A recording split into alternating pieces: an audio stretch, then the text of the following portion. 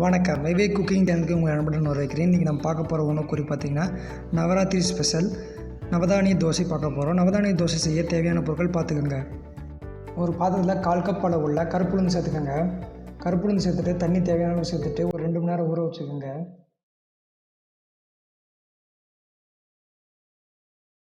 ஒரு பாத்திரத்தில் 1/4 கப் அளவுள்ள கோதுமை சேர்த்துக்கோங்க.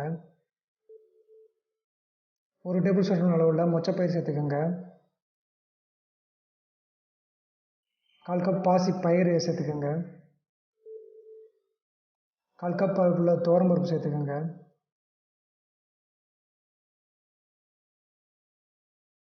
1/4 கப் அளவுள்ள பச்சைக்கடலை சேர்த்துக்கோங்க.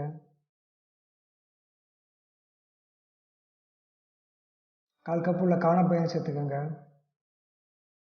1 கப் அளவுள்ள பச்சரிசி சேர்த்துக்கோங்க. 1 டேபிள் ஸ்பூன் அளவுள்ள எள்ளு சேர்த்துக்கோங்க. தண்ணி தேவையான அளவு சேர்த்துக்கோங்க. சேர்த்துட்டு ஒரு 4 மணி நேரம் ஊற வச்சுக்கோங்க.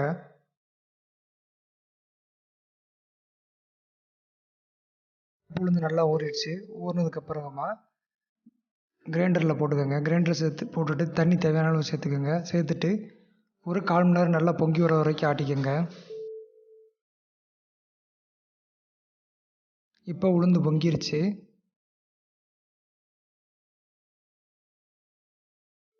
நம்ம ஊற வச்ச தானியத்தை சேர்த்துக்கோங்க.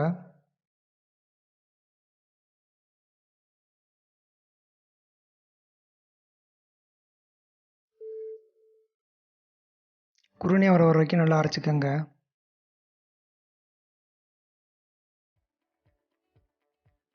தண்ணி தேவையான அளவு சேர்த்துக்கோங்க.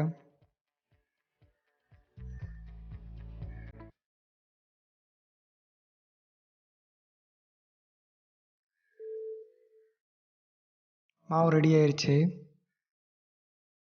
மிக்ஸி ஜாரில் கருவேப்பிலை உங்களுக்கு தேவையான அளவு சேர்த்துக்கோங்க.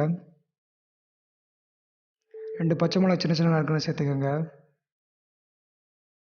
4 மிளகா வத்தலை சேர்த்துக்கோங்க. அரை இஞ்சி அளவுள்ள இஞ்சியை சின்ன சின்ன நறுக்குன்னு சேர்த்துக்கோங்க. சேர்த்துட்டு தண்ணி உங்களுக்கு தேவையான அளவு ஊற்றிட்டு அரைச்சிக்கோங்க.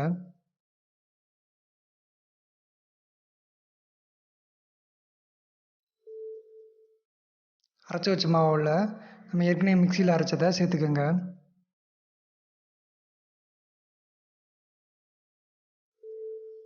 உப்பு உங்களுக்கு தேவையான அளவு சேர்த்துக்கோங்க.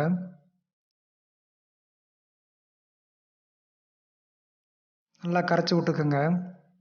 கரைச்சிட்டு விட்டுட்டு ஒரு 6 மணி நேரம் புளிக்கிறக்காண்டி விட்டுருங்க.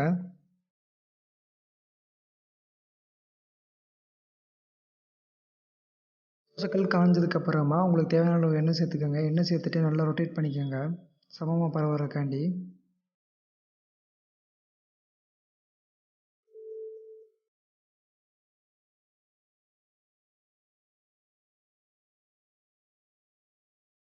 அரைச்சி வச்ச மாவை தோசை மாதிரி ஊற்றிக்கோங்க.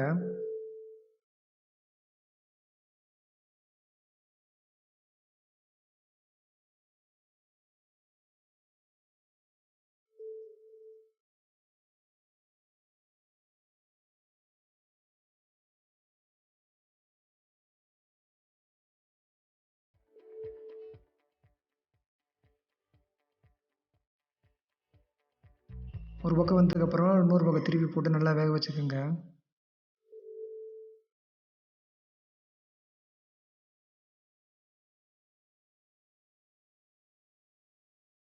நவதானிய தோசை ரெடி ஆயிடுச்சு. இந்த நவதானிய தோசையை உங்கள் வீட்டில் செஞ்சு பார்த்துட்டு எப்படிங்கிற கமெண்ட் செக்ஷனில் சொல்லுங்கள்.